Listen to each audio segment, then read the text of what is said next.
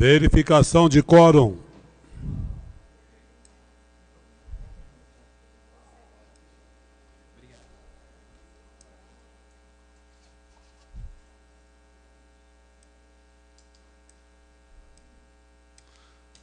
Gustavo Bonafé.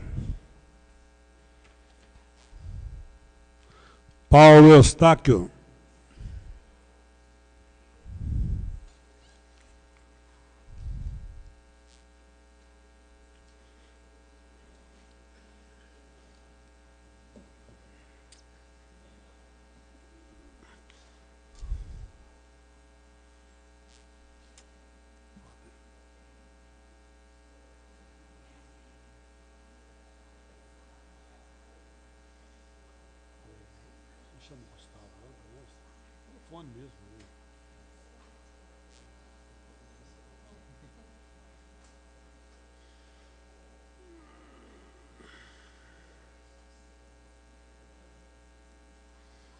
Nós vamos ao sorteio para o uso da tribuna na explicação pessoal.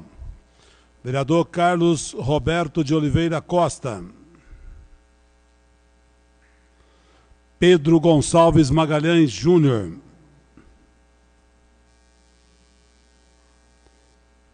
Marcelo Heitor da Silva.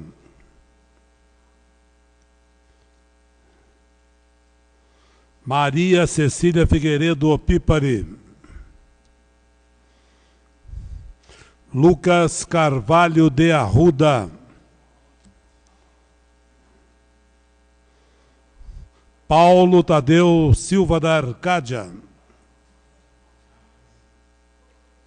Maria Lígia Moreira de Freitas de Podestá. Álvaro Assunção Canhane. São estes os vereadores, 8 vereadores. Havendo quórum, após o sorteio, senhor secretário, por gentileza, a leitura dos processados incluídos na ordem do dia. Número 1. Processado legislativo número 207 de 2016, prestação de contas do Fundo Municipal de Esportes e Lazer referente ao mês de agosto de 2016. Autoria do Executivo, parecer conjunto pela aprovação. Em discussão, processado 207, 2016, que contém a prestação de contas do Fundo Municipal de Esportes e Lazer referente ao mês de agosto de 2016.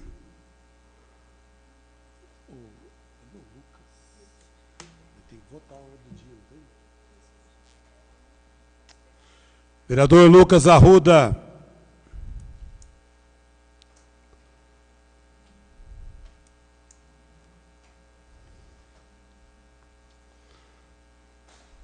Vou ter que fazer uma reunião aqui, dar uma...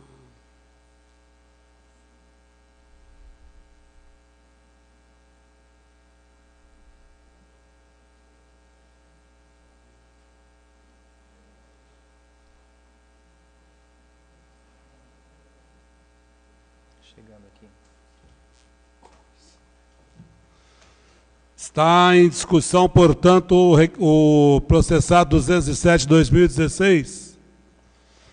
Não havendo nenhum vereador que queira se manifestar, vamos colocar o processado 207/2016.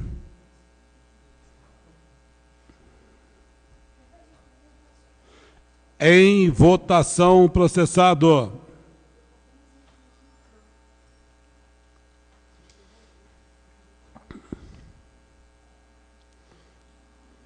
Processado aprovado por 13 votos ao arquivo. Próximo, senhor secretário. Processado legislativo número 8 de 2017, prestação de contas do Fundo Municipal de Defesa Ambiental referente ao mês de outubro de 2016. Autoria do Executivo e parecer conjunto pela aprovação. Está em discussão o processado 008/2017, que contém a prestação de contas do Fundo Municipal de Defesa Ambiental relativa ao mês de outubro de 2016. Em discussão, em votação.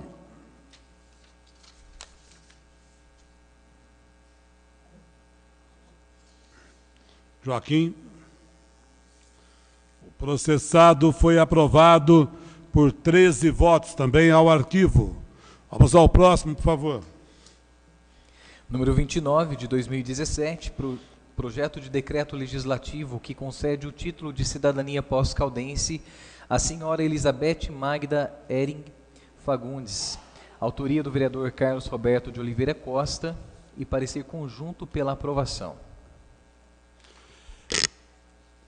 Em discussão, o processado 029-2017, homenagem com o título de cidadania à senhora Elizabeth Ering Fagundes. Com a palavra o vereador Joaquim Sebastião Alves. Parabenizar aqui, senhor presidente, nossos colegas vereadores, vereadoras, público presente, o professor Carlos. Parabéns, professor.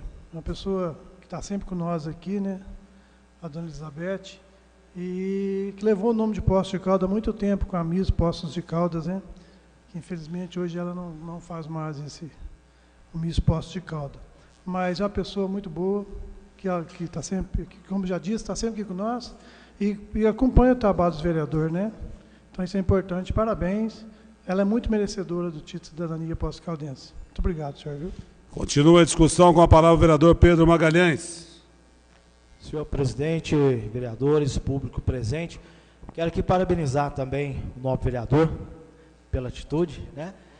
A Elizabeth Ering, eu especialmente tenho um carinho muito grande por ela, e ela que por muitos anos realizou, né, o Miss Poços de Caldas, Mini-Miss, Mini-Mister, e eu já desde muito jovem, né, desde muito cedo, tinha a prática aí, paralela às minhas atividades de locução, de apresentar eventos, e também tive a oportunidade de fazer algumas apresentações para ela, né, do Miss Poços de Caldas, Mini-Mister e outros eventos.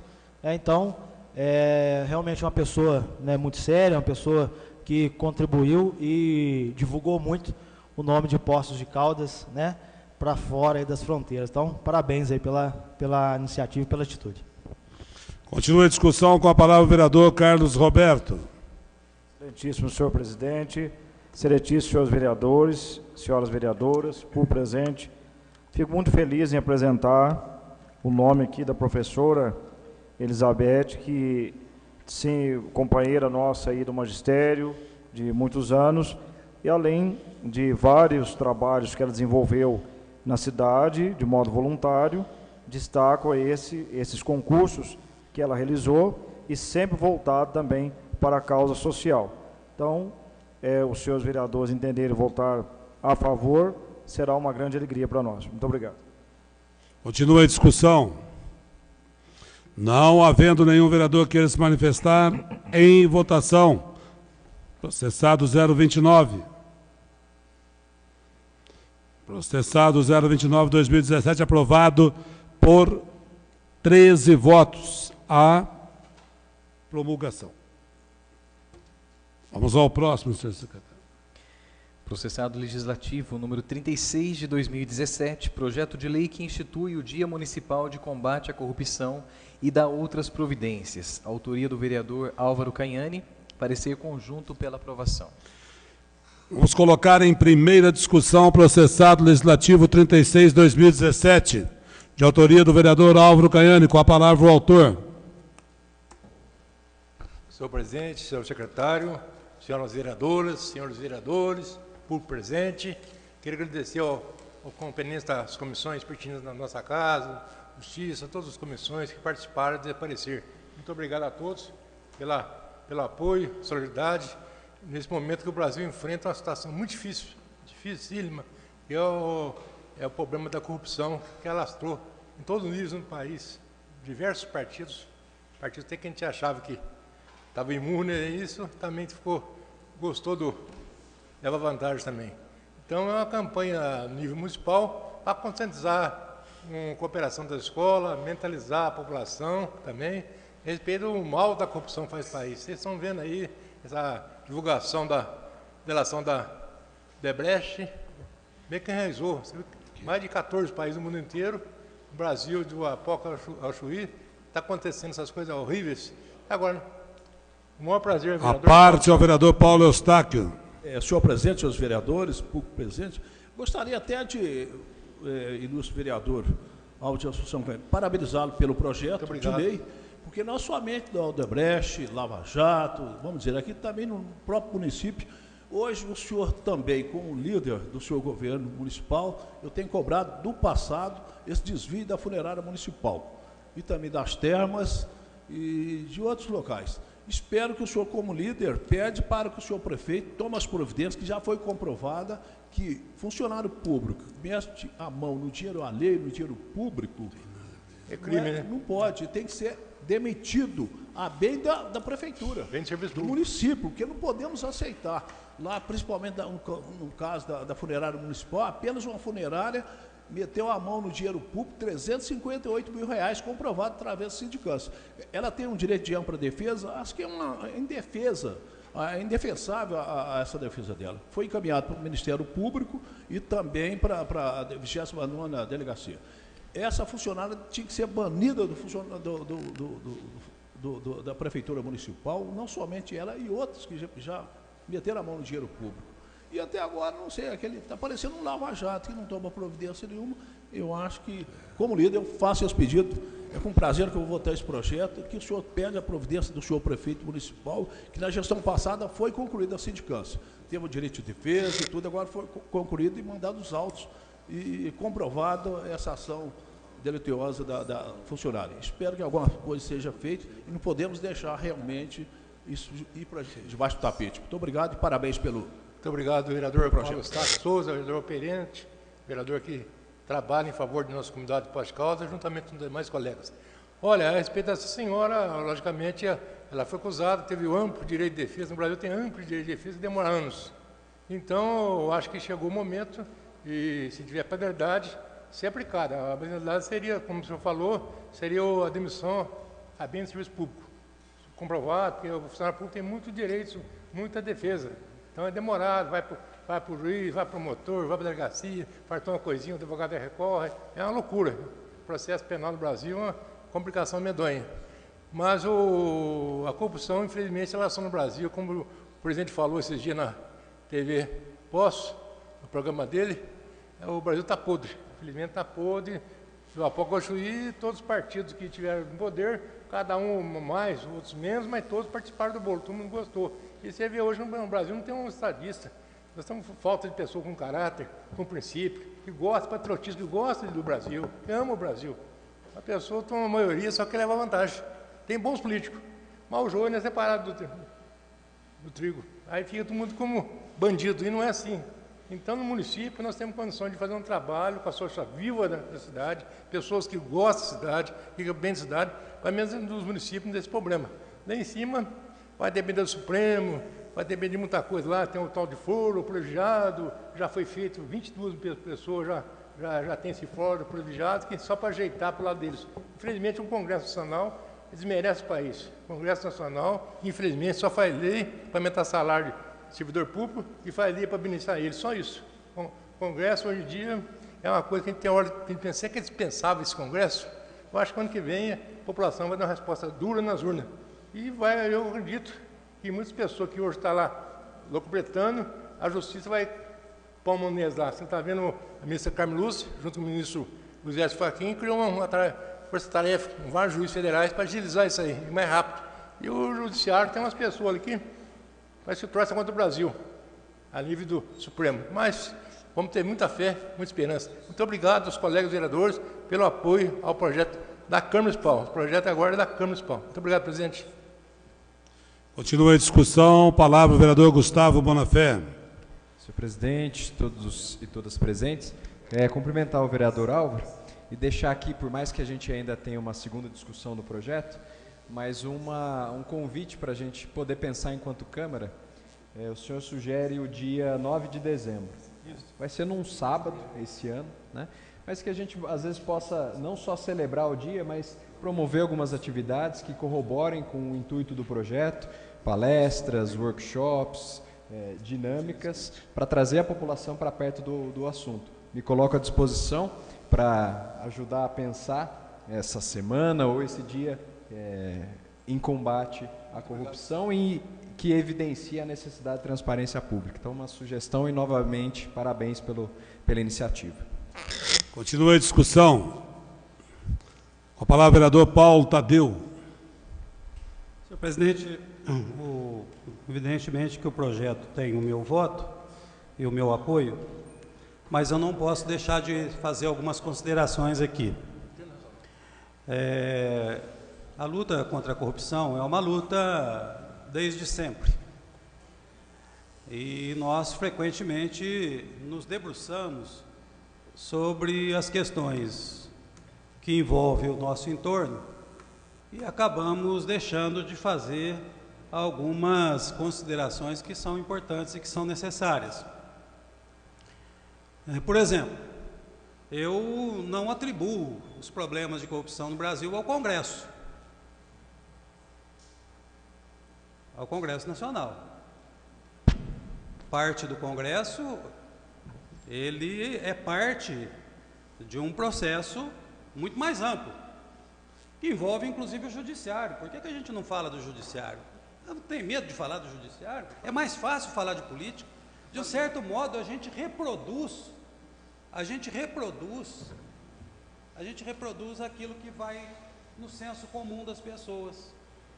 Por exemplo, essa semana passada, o Itaú ficou livre de um pagamento de uma tributação de 25 bilhões de reais por conta da fusão dele com o Unibanco.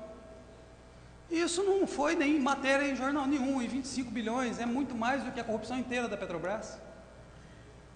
O que está custando a Petrobras para o Brasil? Ficou bom, ficou fácil. O discurso da corrupção foi fácil para justificar a venda da Petrobras.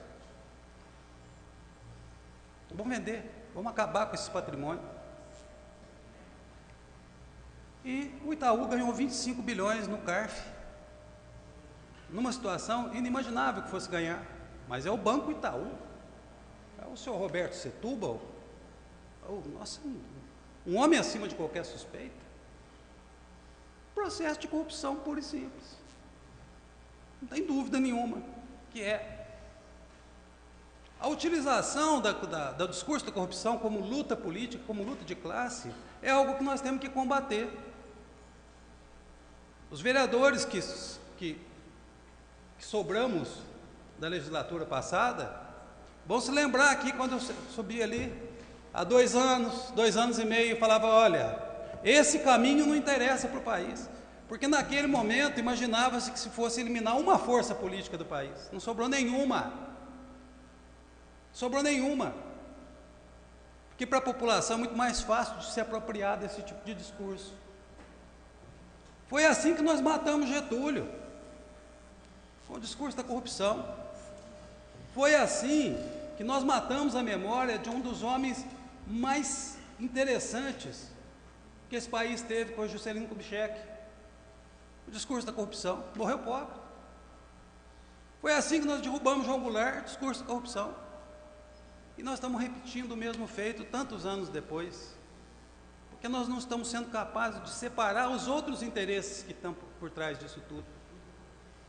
Vocês imaginam o quanto de corrupção não tem para o lançamento da mãe de todas as bombas lá no Afeganistão? Mas é os Estados Unidos, isso é um país civilizado, um país interessante, não corrompe ninguém, corrompe todo mundo. Derruba governo quando não interessa para eles. Desestabilizar o Oriente Médio, corrupção, interesse no petróleo. Então o mundo, ele convive com isso. Agora nós temos uma atitude aqui de achar que nós somos menores, que nós temos que ser mais puros do que todo mundo. Não é assim, a sociedade tem seus defeitos, e a política vai reproduzir os defeitos da sociedade. A política não é algo separado da sociedade, não. Tem corrupção nas igrejas.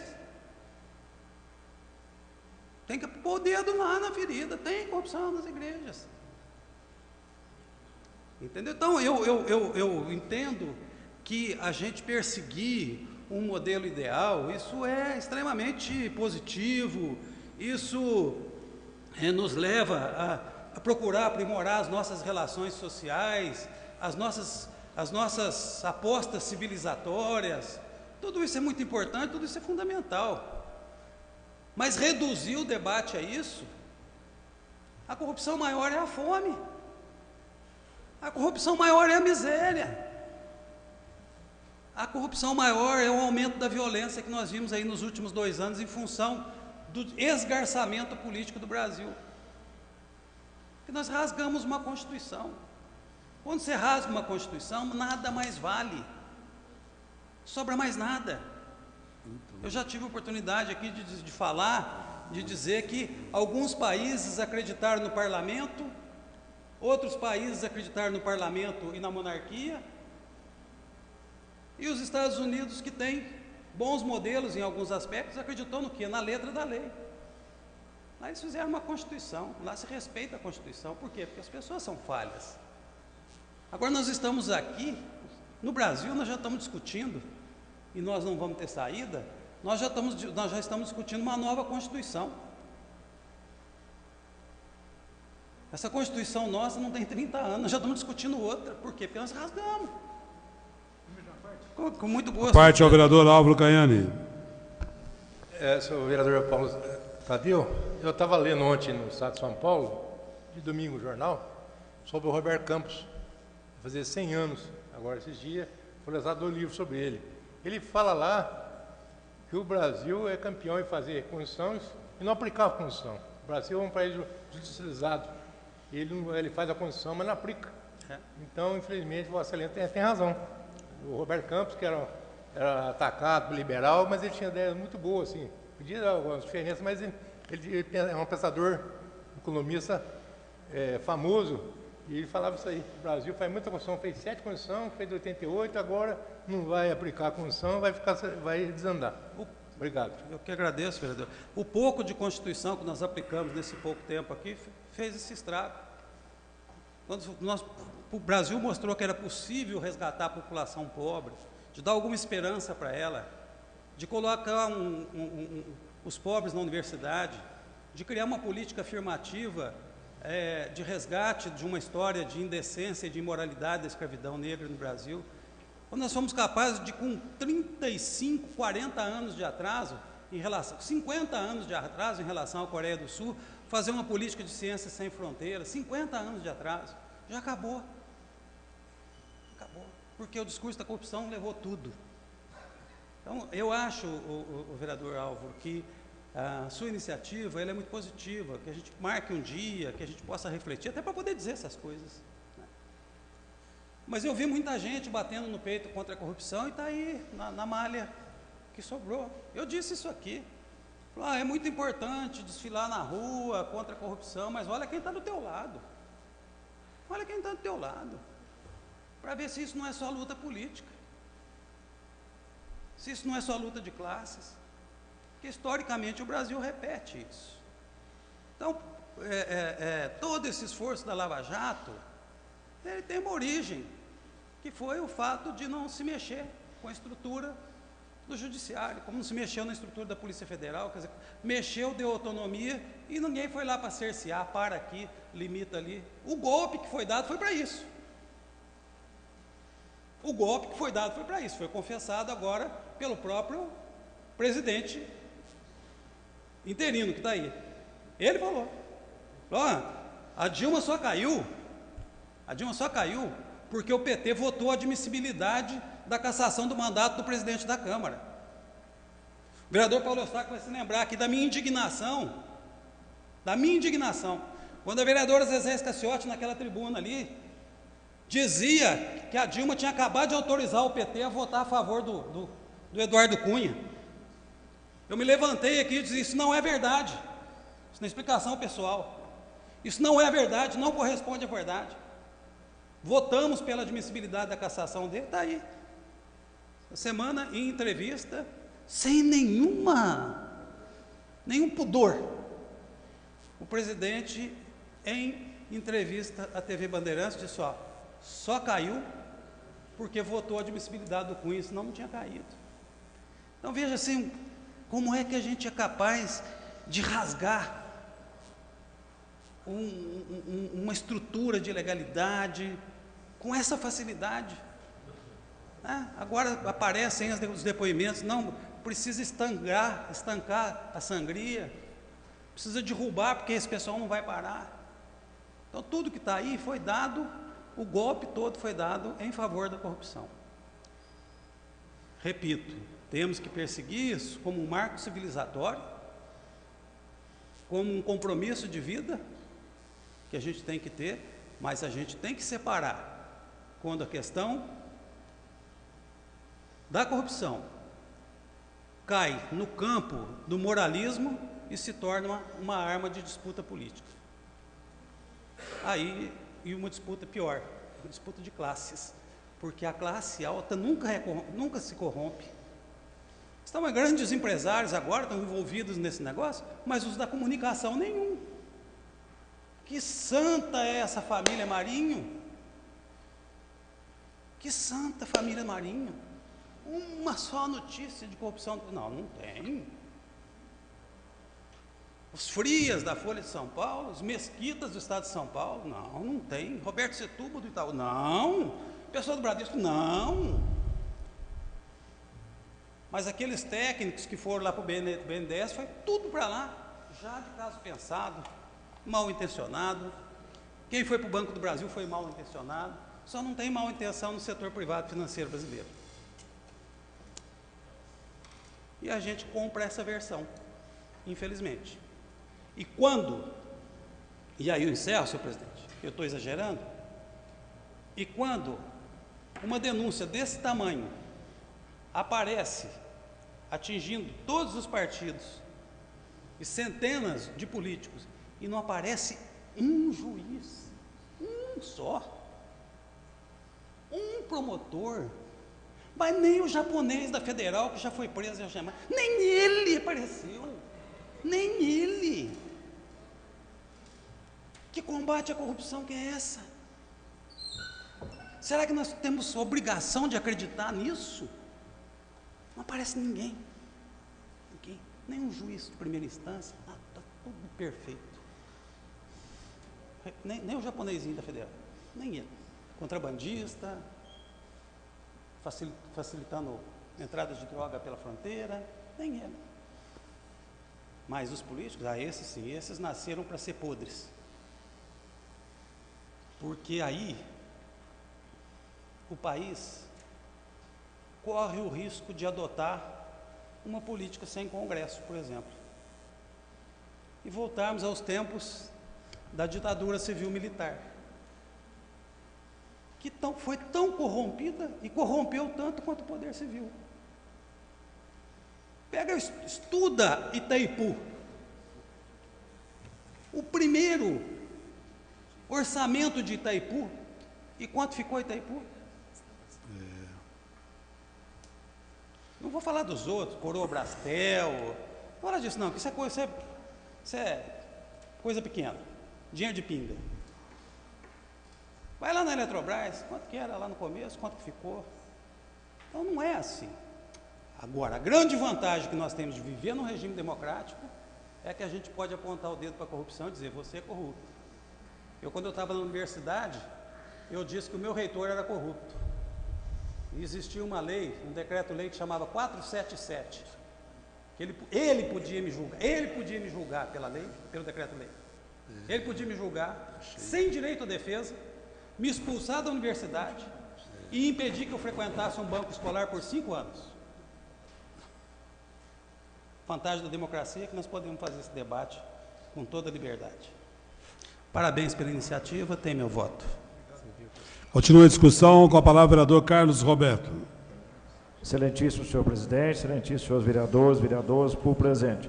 Gostaria de parabenizar o vereador Álvaro Canhano por essa iniciativa, Dia de Combate à Corrupção. Realmente é preciso combater a corrupção e, obviamente, que há várias formas de corrupção, não apenas na política, em diversos outros âmbitos. E as corrupções veladas também, que nós sofremos, inclusive nessa casa, né? Com pressões, por exemplo, que já sofremos, inclusive, aqui nessa, nós, que eu estou dizendo, todos nós já sofremos, e isso é uma forma de corrupção também, né? Uma forma de corromper, de oprimir o outro. Isso está presente em vários lugares. É preciso combater, sim, a corrupção em todos os lugares, em todos os campos.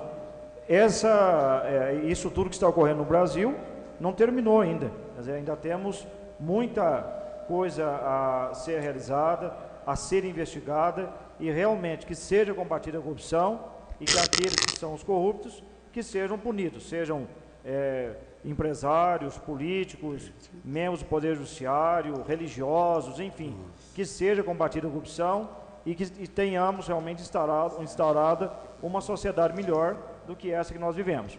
Não será perfeita nesse mundo, mas um pouco melhor. Continua a discussão. Projeto de lei que institui o Dia Municipal de Combate à Corrupção. Em votação, em primeira discussão. Paulo Eustáquio. O processado foi aprovado por 13 votos. A segunda discussão. Nobres colegas, teremos agora o uso da tribuna popular. Convidamos e pedimos aos nobres colegas que recebam a senhora Beatriz Martins Câmara, cujo tema na tribuna será Plano Municipal de Parto Humanizado. E é um prazer receber aqui a Beatriz, senhora Beatriz.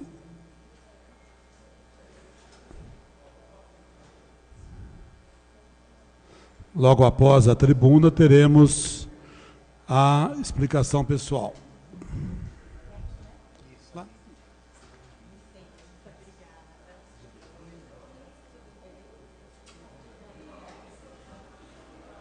A tribuna popular, de acordo com o nosso regimento, ela tem o tempo de 10 minutos. Fique à vontade, então, Beatriz Martins Câmara, para o uso desse importante espaço popular.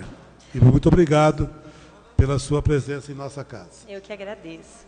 Licença, né? Pedir licença para estar aqui na casa de todos nós, na verdade.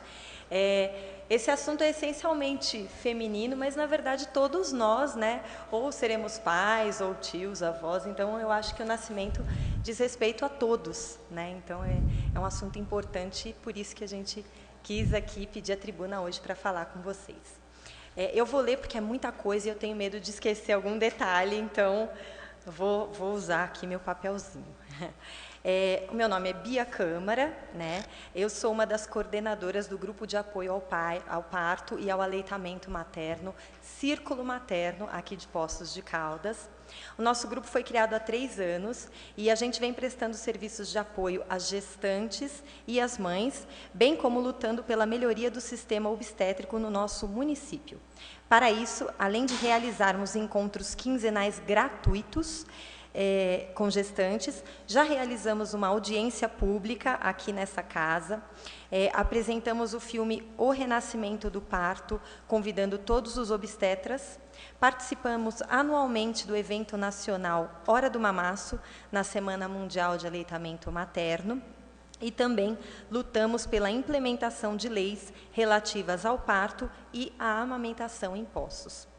O Plano Municipal de Humanização do Parto, que é a Lei 9.134, objeto da nossa discussão de hoje, portanto, faz parte dessa nossa luta e, por isso, decidimos pedir a tribuna para conversar com vocês a respeito da importância de mantermos essa discussão ativa.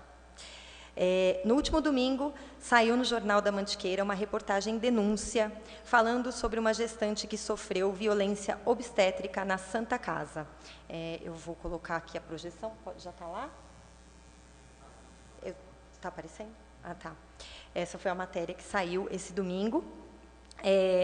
Então, eu gostaria de aproveitar essa matéria para ressaltar a relevância dessa discussão, né? Eu vou ler um trecho da matéria para vocês. É um depoimento de uma gestante. Quando minhas contrações ficaram mais fortes, no momento mais próximo do parto, eu mesma comecei a empurrar, mesmo não sabendo se podia fazer isso. A cabeça do bebê já aparecia e a médica demorou muito para vir. Houve até a manobra de Christeller e a episiotomia, contrariando o que eu desejava e tinha expressado no meu plano de parto. Ela parece que ficou ofendida com o meu plano de parto, como se isso tivesse sido uma atitude arrogante da minha parte. Enfim, foram várias coisas que me traumatizaram. Era para ser o maior dia da minha vida. Eu estava trazendo à vida o meu filho e fui tratada com descaso, sem levar em conta as minhas vontades. E o pior, eu não conseguia ter forças para vir contra essas violências no momento do meu parto, pois fiquei entregue às dores e à tristeza de ser destratada. É importante iniciar essa fala deixando claro que, sim, a Santa Casa de Poços de Caldas vem melhorando a cada dia o atendimento às gestantes na nossa maternidade.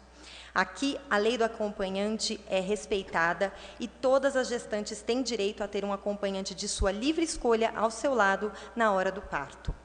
Bem como a lei das doulas, que foi aprovada recentemente aqui nessa casa também, e é respeitada pelos profissionais da Santa Casa. As equipes plantonistas também estão cada vez mais respaldando sua forma de atender segundo as evidências científicas mais recentes. Mas, infelizmente, ainda encontramos profissionais resistentes que continuam questionando as recomendações oficiais nacionais e internacionais e que continuam atendendo as gestantes de uma forma ultrapassada e, o pior, que gera mais riscos para a mãe e para os bebês. Esse depoimento que eu acabei de ler nessa matéria nos mostra que ainda existem profissionais que acreditam que as práticas ligadas ao conceito de humanização do parto sejam apenas uma forma alternativa de atendimento, como se elas não fossem recomendações oficiais, e sim um conjunto de práticas que combinariam ou não com o estilo de atender de cada médico. Sendo mais objetiva, para que fique mais claro, alguns profissionais acreditam que o conjunto de práticas recomendadas pelo movimento de humanização do parto, não apenas por órgãos oficiais brasileiros, mas também internacionais, seriam um atendimento mais natureba, mais hippie, né, por assim dizer, denominações desse tipo. Mas, como nós vamos ver aqui, todas as práticas recomendadas pelo movimento de humanização estão descritas em diversos documentos de referências dos mais variados tipos de entidades e órgãos. Eu acredito que vocês, vereadores, provavelmente sejam leigos nesse assunto. Alguns já estão mais inteirados, porque já estão na casa há mais tempo, acompanharam toda a nossa movimentação desde o começo, mas, para apresentar e contextualizar toda a situação, eu trouxe alguns dados relevantes para apresentar. Para quem não sabe, até há pouco tempo atrás, a medicina não era considerada uma ciência, por mais que isso possa parecer uma surpresa para todos nós, né?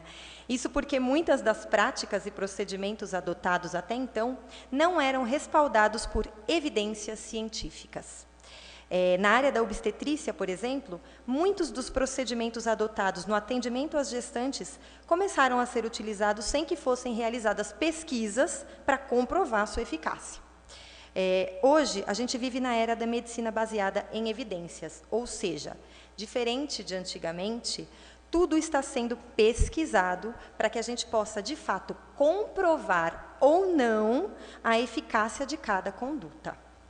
Antes, a maior parte das condutas e práticas eram respaldadas apenas pelo achismo ou pela recomendação de médicos mais experientes, professores, etc. Na medicina, a cada dia, novas pesquisas vêm mostrando que alguns procedimentos estão ultrapassados. Na área obstétrica, as pesquisas provam que a maioria dos procedimentos adotados no atendimento ao parto, até aqui, não devem ser utilizados de forma rotineira, como vinham sendo utilizados até agora.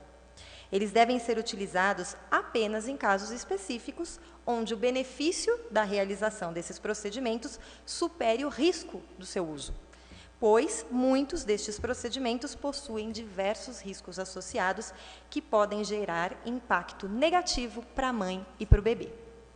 Vamos a alguns exemplos. A cirurgia cesariana, que é uma intervenção para os casos onde o parto normal se torna arriscado por alguma razão, né? Então, a gente tem a cirurgia como uma intervenção para auxiliar os casos de complicações dos partos normais, certo? O Brasil hoje é o campeão mundial na realização de cirurgias cesarianas. A pesquisa Nascer no Brasil, de 2014, entrevistou mais de 20 mil mulheres em todas as regiões do país e revelou que 52% dos nascimentos acontecem através de cirurgias cesarianas. Quando a gente isola e fala só no resultado apenas considerando o setor privado, o índice é ainda mais assustador, chegando a 88% dos nascimentos acontecendo através de cirurgias cesarianas. A recomendação oficial da Organização Mundial de Saúde, para que vocês tenham uma ideia, é de que 15% dos nascimentos aconteçam através da cirurgia cesariana. Então, a gente tem uma grande disparidade. Nós temos um índice de 52% e no setor privado quase 90%. A situação é tão preocupante que, em 2015, a Agência Nacional de Saúde adotou medidas para tentar abaixar essa taxa tão alarmante. Publicou uma nova resolução normativa com diversas medidas para baixar o índice de cesáreas no país. Como vocês podem ver ali, tem uma matéria que eu trouxe só para ilustrar. E também fez parceria com alguns hospitais, como, por exemplo, o Albert Einstein, referência em São Paulo, criando o programa Parto Adequado. Vou mostrar aqui também uma matéria para vocês. Tem ali em vermelho, né, um trecho destacado que fala dessa parceria com o Hospital Albert Einstein. Todas as pesquisas mostram que o parto normal é mais seguro, a não ser em casos específicos, quando existe um risco real para a mãe e para o bebê, e a cesárea pode diminuir as chances de algum incidente mais grave durante esse parto. A cesárea é uma cirurgia de médio porte que salva a vida de mães e bebês todos os dias, mas ela só deveria ser realizada diante de casos de real necessidade, pois ela apresenta riscos associados que nem todos sabem.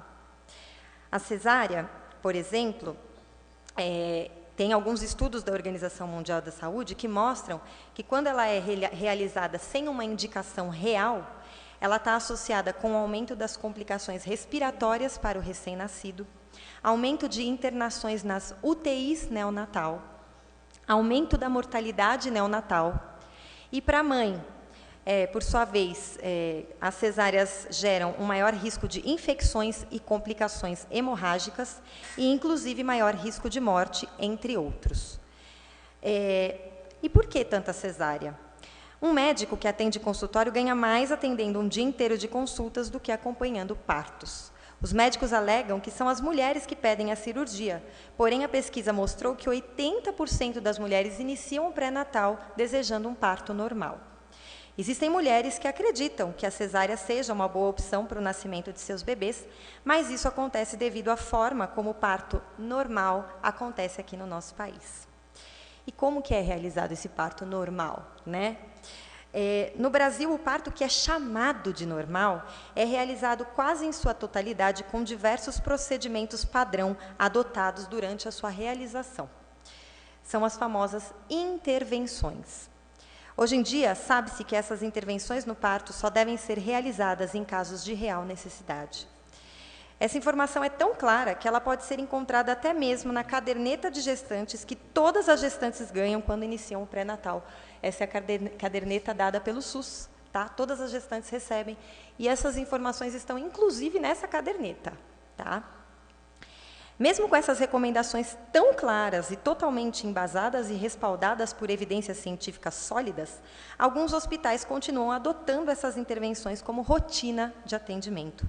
Calcula-se que, em média, 15% dos partos apenas necessitem de algum tipo de intervenção para auxiliar o seu andamento em benefício da gestante, do bebê ou de ambos. Porém, no Brasil, quase 100% dos partos são realizados com essas intervenções, que são usadas como rotina para acelerar o andamento do parto, mesmo que isso implique em mais dor para as gestantes e possíveis consequências para a mãe e para o bebê. Alguns exemplos de intervenções são o uso do sorinho de rotina, que contém a ocitocina sintética para acelerar o parto, aumentando as dores para as gestantes e muitas vezes causando a queda dos batimentos cardíacos do bebê.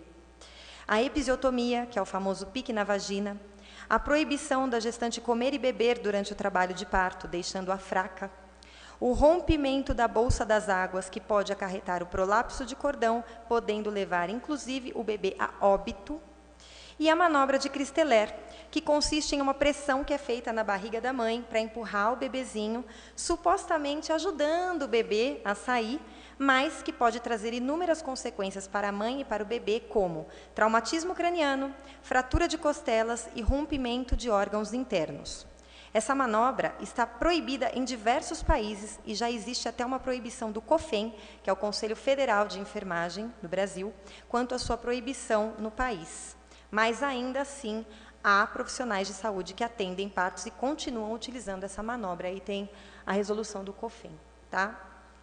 Para tentar melhorar esse atendimento, criou-se o polêmico movimento pela humanização do parto, que visa esclarecer as mulheres sobre o que vai acontecer com seus corpos e o de seus bebês durante o parto, para que elas possam fazer as suas escolhas conscientemente, relacionando tudo em seus planos de parto. E, ao mesmo tempo, pretende incentivar os obstetras a se embasarem nas evidências científicas mais atuais, que são resultados de pesquisas atuais, para respaldarem suas condutas no atendimento ao parto. Isso não deveria ser uma polêmica, né? É meio básico. Afinal de contas, como eu expliquei, hoje nós temos pesquisas que comprovam o que é ou não eficaz no atendimento a gestantes. Mas esses procedimentos continuam sendo adotados e muitas vezes são nocivos para as mães e para os bebês. Ainda existe muita resistência por parte de alguns médicos, né? Que, como eu falei anteriormente, insistem em atender da mesma forma como faziam antes desses resultados serem divulgados. Por conta disso, começamos a ver processos judiciais movidos por gestantes que nomeiam essas condutas ultrapassadas, prejudiciais e, em alguns casos, desumanas, como violência obstétrica. Inclusive, a Defensoria Pública do Estado de São Paulo elaborou e disponibiliza uma cartilha para que as gestantes possam lutar pelos seus direitos. Está aí, Matheus. Essa cartilha foi elaborada, então, pela Defensoria Pública, e ali tem tudo relacionado, é até interessante para quem depois quiser acessar, né? É fácil de achar pelo Google, e eu também posso mandar se alguém se interessar, enfim. Como a matéria que saiu no Mantiqueira mostra, infelizmente, no nosso grupo, o Círculo Materno, continuamos a receber depoimentos de violência obstétrica, nos quais algumas mulheres relatam, por exemplo, o uso de procedimentos sendo utilizados sem real necessidade, apenas por costume ou hábito dos médicos que as atendem. Sabemos, por exemplo, que ainda existem casos de utilização dessa manobra, que eu citei, a manobra de Christeller. Como a gente viu no próprio relato da matéria, né, eu falei aqui, ela sofreu essa manobra. Sabemos que alguns hospitais do município não estão cumprindo a lei das doulas, a Santa Casa cumpre, tá? Mas outros hospitais ainda não estão cumprindo. Sabemos que existem gestantes que, mesmo pedindo analgesia, não conseguem ter acesso a esse método de alívio. Sabemos que ainda existem médicos que resistem a aceitar os planos de parto elaborados pelas gestantes, enxergando o plano de parto como uma afronta, mesmo ele sendo recomendado pela Organização Mundial de Saúde há muitos anos, e também por órgãos como a FEBRASGO, que é a Federação Brasileira das Associações de Ginecologia e Obstetrícia, e também a SOGIMIG, que é a Associação Oficial de Ginecologistas e Obstetras de Minas Gerais. Pode tirar, Matheus, só para eu mostrar. Ô, Beatriz, só um minutinho. Já ultrapassou aí 15 tá, eu já vou só não, tudo bem, 5 minutos. Eu só queria fazer uma consulta informal, que é do regimento ao plenário, para a aprovação para a continuidade aí. Ok? Ai, obrigada. Então, tá, por favor, fique à vontade. É só para... Eu estou cumprindo o regimento. Está certíssimo. Aqui tem o documento da FEBRASGO, então, mostrando que o plano de parto já é um recurso utilizado e recomendado pela Organização Mundial de Saúde há muitos anos. E também trouxe, aqui, um documento da SOGIMIG, que é o órgão de Minas Gerais, né? Enfim, o plano municipal de humanização de Poços de Caldas não está sendo cumprido. Nós percebemos melhorias, mas precisamos melhorar ainda mais. Eu acredito que seja importante que vocês, vereadores, leiam o Plano Municipal de Humanização do Parto e que saibam que ele foi redigido tendo como base as recomendações científicas mais atuais na área de obstetrícia. As novas leis relativas ao parto, que foram promulgadas e sancionadas aqui em Poços de Caldas e no Brasil todo, legitimam aquilo que os próprios médicos atualizados estão recomendando, com base nas evidências científicas que estão sendo divulgadas após as pesquisas na área. Há pessoas que tentam deslegitimar a importância dessa discussão, dizendo, por exemplo, que trata-se de uma discussão partidária, ou que ela seria motivada apenas por interesses financeiros para reduzir os gastos para os municípios, para os estados e para o país, em geral, passando por cima do que seria o melhor para a saúde das mulheres. Acreditem ou não, tem gente que pensa que isso é só para economizar, que a gente está vindo aqui só para economizar para o município, que a gente não está pensando na saúde, né?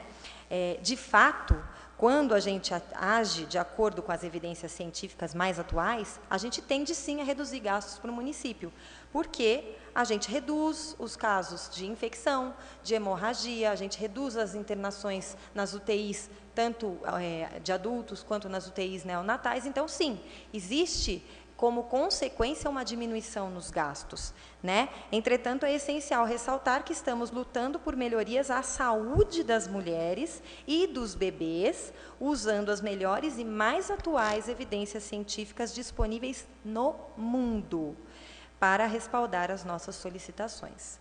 Nós orientamos para que as gestantes façam as suas denúncias nas ouvidorias dos hospitais, mas elas muitas vezes têm medo de reclamar e de sofrer represárias durante o atendimento, porque infelizmente a gente sabe que isso acaba acontecendo. Portanto, para finalizar, nós, cidadãos, e vocês, vereadores, precisamos cuidar do plano e fazer ele valer no nosso município. É isso. Obrigada pelos minutos a mais.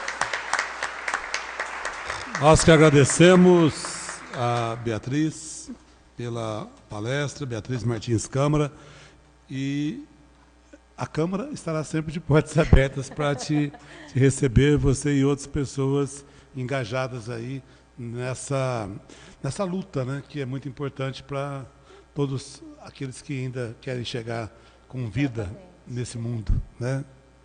Então, muito obrigado. Obrigada. Fique aí um minutinho a mais para você se despedir aí dos vereadores e também do público presente. Agradeço a compreensão. Se alguém quiser se inteirar mais do assunto, pode nos procurar, né?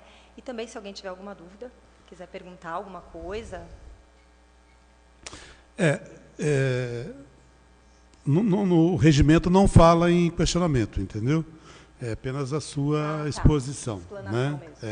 Sua explanação. Mas eu não sou inflexível ao tal ponto de não permitir qualquer tipo de questionamento. Então, se a gente poderia fazer 1 ou 2 questionamentos aí, para também a gente poder continuar, que nós temos ainda 8 vereadores para uso da tribuna e mais assuntos que nós precisamos tratar com todos aqui presentes. Se alguém tiver alguma pergunta. Plenário que decide aí. Álvaro. Boa tarde, doutor. Tudo bom? Olha, eu gostei demais da sua apresentação leve, tranquila, de pessoa que domina o assunto, muita capacidade, muita vida, muita alegria. Isso é importante. A sua palestra é cativa e estimula a gente. Eu estava lembrando, não sei se passou, não vi, tem 2 tipos de parto que a gente vê sempre falando. De um tem indígena, é de cócoras, o outro é na água. Gostaria que Vossa Senhoria desse uma explicação pequena para nós, por favor. Muito obrigado, parabéns, viu? Obrigada. Já que o senhor está perguntando, seu Álvaro, o meu filho nasceu na água, o meu mais velho. O parto foi em São Paulo, mas a gente já tem partos na água acontecendo aqui na nossa cidade, na Santa Casa, e a gente fala isso com muito orgulho. O parto na água ele é extremamente seguro, porque o bebezinho, enquanto ele está dentro da banheira, né, ele não respira ainda. O bebê, quando ele nasce, ele está ligado pelo cordão umbilical. Dentro da barriga da gente, obviamente, o bebê não respira ar, como a gente aqui fora, porque lá não tem, né? Ele respira através do cordão. A oxigenação do bebê é feita pelo cordão, por isso que eles nascem roxinhos. Todo neném nasce roxinho. Então, quando o bebezinho vai saindo pela vagina, né, para a banheira, ele ainda está ligado pelo cordão, ele não está respirando o ar ainda, ele está respirando pelo cordão. Depois que ele nasce, a gente corta o cordão, aí é que ele começa a respirar o ar e vai ganhando a coloração mais rosadinha, branquinha, negra, daí vai depender da cor de cada um, né? Mas isso só acontece, esse processo de oxigenação pelo ar só vai acontecer depois que a gente corta o cordão, né? Então, o parto na água ele é completamente seguro e, com muito orgulho, a gente já tem isso acontecendo aqui na nossa cidade. É um recurso de extremo alívio da dor da gestante. A água, ela funciona como um analgésico natural, e isso é muito importante ser ressaltado, né? A gente fala da anestesia, da analgesia química, mas antes de usar a analgesia química, que pode trazer consequências para a mãe e para o bebê, a gente deve utilizar os métodos de alívio natural, e a água é muito potente como uma forma de analgesiar as dores durante o trabalho de parto. Muito obrigado, Beatriz. Tem uma próxima oportunidade, então, tá certo? Oi. Paulo Tadeu, pois não? O senhor falou em duas intervenções, não, só queria cumprimentar pelo trabalho e pela luta, né? E só para dizer o seguinte, nós temos aqui duas notícias, uma boa e uma nem tanto, né? Uma boa é que majoritariamente a questão do parto humanizado tem sido abraçada na Santa Casa, né? E a ruim é que nós temos aí algumas exceções que precisam ser tratadas como exceção, né? O Paulo Freire falava das consciências intransitivas, né? As pessoas que têm uma relação mais biológica com a vida e menos histórica, então são incapazes às vezes até de compreender os processos. Resumir, por exemplo, toda a luta pelo parto humanizado a uma questão de economia de recurso público é algo, né? Sei, por exemplo, também que há referências pejorativas à legislação, presidente, do tipo, olha, essas exceções, olha, a OMS fica longe aqui de Poços, tá certo? Isso aí é coisa de gente do partido tal. Por isso, Paulo, que eu trouxe referências também de documentos da Sogimig, da Febrasgo, que são órgãos nacionais para respaldar, para que não hajam dúvidas quanto à eficácia de tudo isso que eu estou falando aqui. Mas eu queria te dar uma notícia boa também, é que a Câmara hoje tem uma comissão da mulher integrada por vereadoras e vereadores muito atentos, muito combativos e muito conscientes da sua responsabilidade. Eu tenho a mais absoluta convicção de que eles vão querer se inteirar das dificuldades para que possam propor a esta Casa o aprimoramento não apenas da legislação, mas também da fiscalização, que é um papel nosso. A gente fica muito feliz, agradece demais e estamos totalmente à disposição. Beatriz, só para encerrar, para mim não ficar mal com o professor Carlos Roberto, por gentileza. Gostaria apenas de parabenizar, né, a sua fala, a sua brilhante palestra. Obrigada. E essa questão do parto humanizado é uma discussão que eu, pessoalmente, a minha esposa, já vínhamos fazendo há muitos anos, né?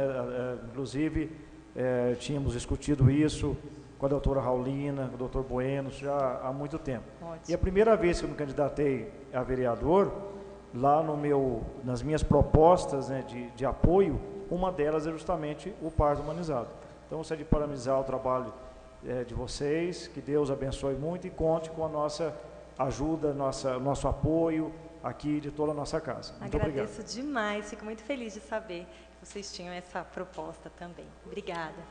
Mais uma vez, muito obrigado, bom, né? Viu, Beatriz? Obrigada, uma boa noite, obrigada. então. Boa viu? noite. Tchau, tchau, gente.